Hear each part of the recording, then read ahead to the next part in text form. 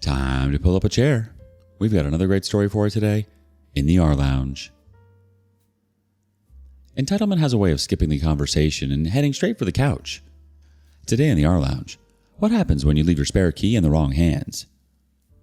Entitled stepmother moved in without asking, then acted shocked when I changed the locks. My stepmother texted me late one night saying she and my dad were having issues and asked if she could crash at my place for a bit. I'm 31, live alone, and honestly have never been close with her. She married my dad about 6 years ago and we've always kept things civil but distant. I responded pretty quickly telling her that whatever was going on between her and her dad was between them and I wasn't getting involved. I told her I hoped they'd figured it out. Things went quiet for a day or two after that. Then I came home from running some errands one evening and noticed something off immediately. My living room curtains were open.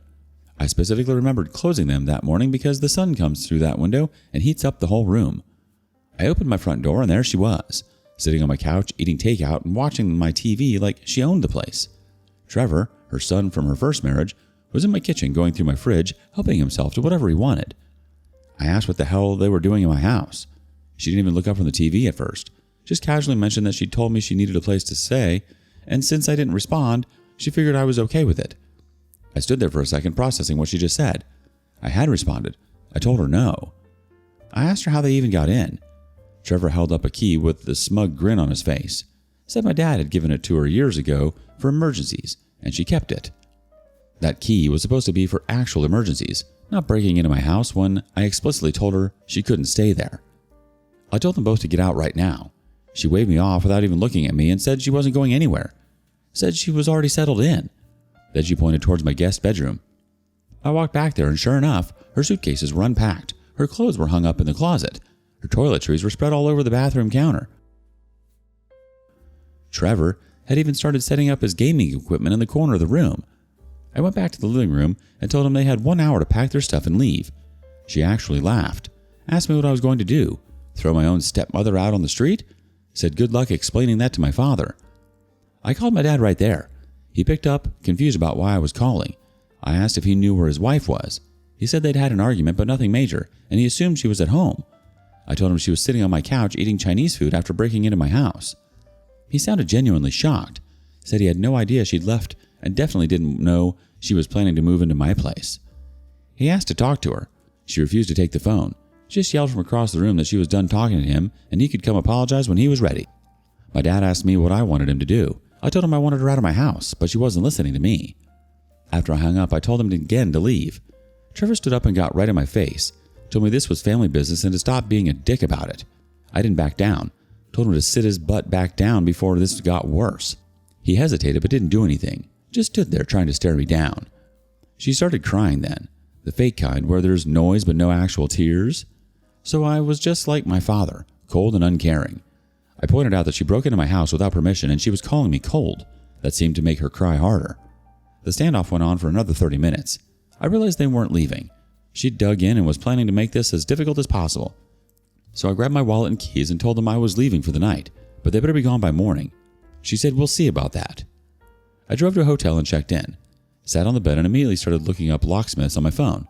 Found a 24-hour service that could come out the next morning. Booked them for 10 a.m. The next morning I texted her that she had 10 a.m. to be out because the locks were being changed.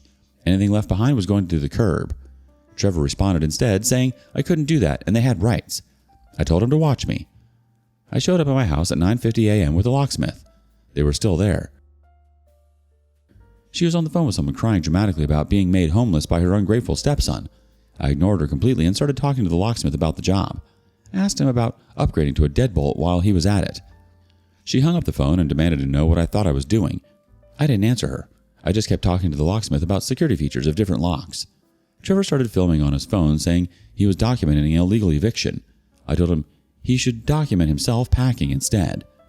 The locksmith started working, and that's when she finally realized I was serious. She started throwing things into her suitcases, not folding anything, just shoving it all in. Trevor was yelling about how I'd regret this, and karma was real, and all this other nonsense. I just stood there watching them pack. It took them over an hour to get all their stuff together. She stopped at the door on her way out and told me my father would hear about this. Said not to come crying to her when I needed something. I told her I wouldn't. The locksmith finished up and I had him install one of those video doorbell cameras too. Figured if she tried this again, I'd have footage. I went to my dad's house that evening and got the old key back from his set. He apologized about 10 times. I told him it wasn't his fault, but he needed to get his wife under control. Her daughter from her first marriage, Kayla, sent me multiple long messages about how I was tearing the family apart and being cruel. I didn't even read them all. I just blocked her immediately. My dad called later that evening, said she'd shown up back at home, absolutely furious. She was telling him I had attacked Trevor and thrown her belongings into the street. He said he didn't believe a word of it and wanted to know what actually happened. I explained everything from start to finish. Sent him the doorbell footage of them letting themselves in without permission. I posted about the situation online because I honestly was second-guessing myself a little. Not about changing the locks, that was necessary, but about how I handled it. Everyone told me I did the right thing and that she was completely out of line. Some people said I should have called the police immediately. Maybe they were right, but at the time, I just wanted them gone with minimal drama. The thing that really got me was her entitlement. She didn't ask if she could stay. She told me she was coming, and then when I said no, she just broke in anyway. Like my opinion on who lives in my house didn't matter. And then she had the nerve to act like I was the problem for not wanting strangers living in my space without permission. Trevor wasn't any better.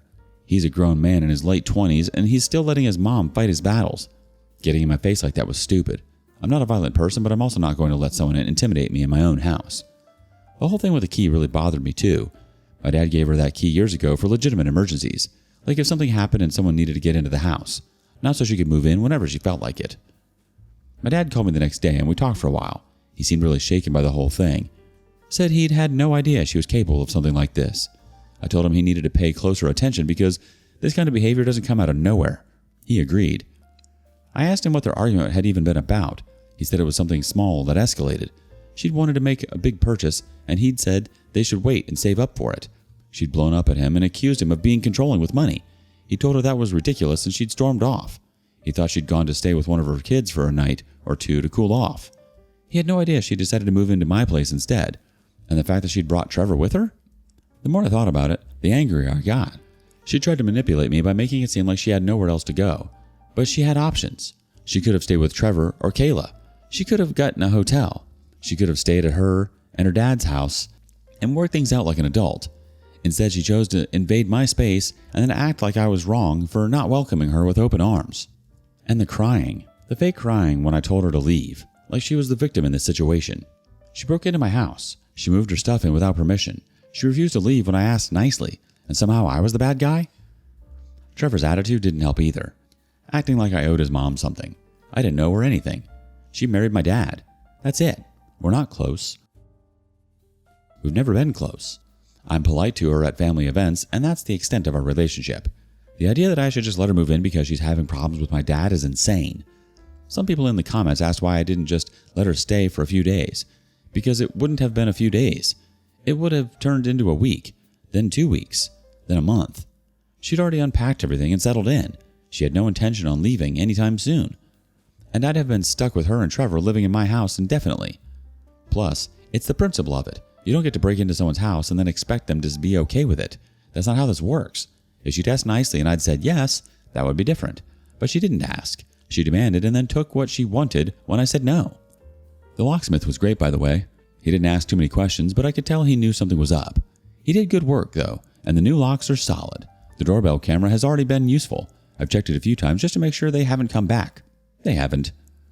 My dad changed his locks, too, after this happened.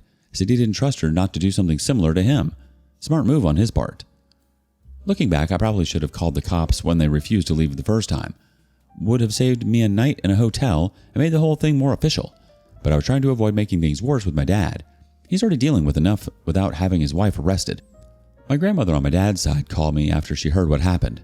She was on my side completely, said she'd never trusted her, and this just proved her instincts were right.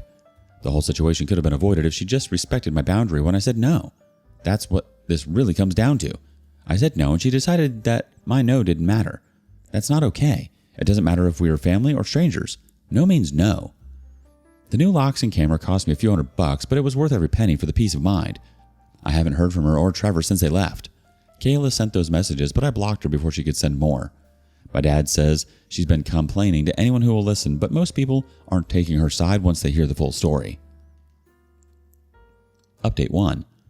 A couple days after the locksmith incident, my dad called with some news. He said things at home with her had been intense. She was staying in the house, but they were barely speaking. Then he mentioned something that caught my attention. He'd been going through their bank statements because something felt off. Turns out she'd been planning to leave him for months.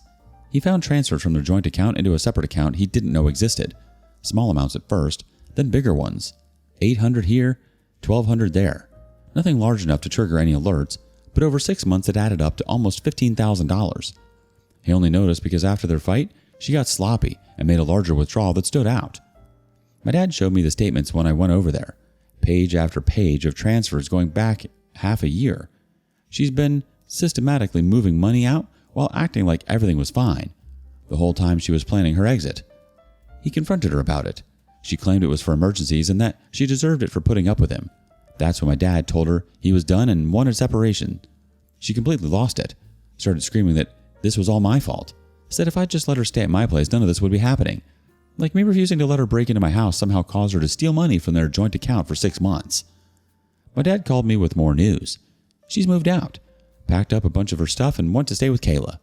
He said she made a huge scene about it, crying and saying he was abandoning her, but he stood firm. He even changed the locks on their house, said he didn't trust her not to come back and pull something similar to what she did at my place. My grandmother called again a few days later. Apparently Linda had tried to visit her to complain about both my dad and me. She told her she wasn't interested in hearing it and asked her to leave. Linda apparently got angry and stormed off. My grandmother said she'd never seen her that unhinged before. Fast forward to a few days ago, and my dad called with the biggest update yet. He'd filed for separation. The process is moving forward. Since the house was his before they got married, he's keeping it. She's entitled to almost nothing because she contributed barely anything financially during the marriage. All those years she wasn't working and now she's realizing she has no leverage. My uncle on my dad's side reached out yesterday, said Linda had contacted him asking for money. She told him my dad had left her with nothing and she couldn't afford rent. My uncle told her no and suggested she get a job. He said she didn't take that well. The thing that really gets me about all of this is how she's playing the victim. She broke into my house, she stole my money from my dad, she planned her exit for months while pretending everything was fine. But somehow, in her mind, she's the one being wronged. The mental gymnastics are incredible. Someone asked if she'd tried to come back to my house. No, she knows the locks are changed and I have cameras now. She's not stupid enough to try that again. Or maybe she is, but she hasn't yet. The separation paperwork gives her 60 days to respond. My dad's keeping the house, his retirement accounts, and everything he brought into the marriage. She gets a small settlement, and that's it. No alimony because the marriage wasn't long enough and she can't prove she needs it. My dad closed their joint bank account. She tried to withdraw more money but found it empty and closed. She called him screaming about it. She hung up on her. Said she was lucky he wasn't going after her for the money she already took. His friends have been supportive. A few of them admitted they never liked her but didn't want to say anything. One guy said he always thought she married my dad for financial security and this whole situation confirmed it. Trevor's roommate, moving out, is going to hit him hard financially. Trevor can't afford that place on his own and now he's stuck with his mom crashing there. Good, maybe they'll both learn something from this. The separation will be finalized in a couple months. My dad's already planning what he wants to do with the house. Maybe some renovations, maybe sell it and get something smaller. Either way, he's moving forward. You didn't handle this poorly. You handled it like an adult who understands that no is a complete sentence and breaking into someone's house is not a negotiation tactic. She ignored a clear boundary, let herself in, unpacked, and then tried to bully you into compliance by daring you to make a scene. Anyone calling you cruel is conveniently ignoring the part where she stole money, trespassed, and tried to strong-arm you into housing her and her adult son indefinitely. You didn't tear the family apart. You just refused to be the easiest person to exploit. And people like her hate that. Have you ever had someone treat your home like it belonged to them? How did you handle it? Share your stories in the comments below. And thank you for joining us today in the rLounge. Be sure to like and subscribe and hit that notification bell so you don't miss out on our next video. Until next time. And please, put your chair back where you found it.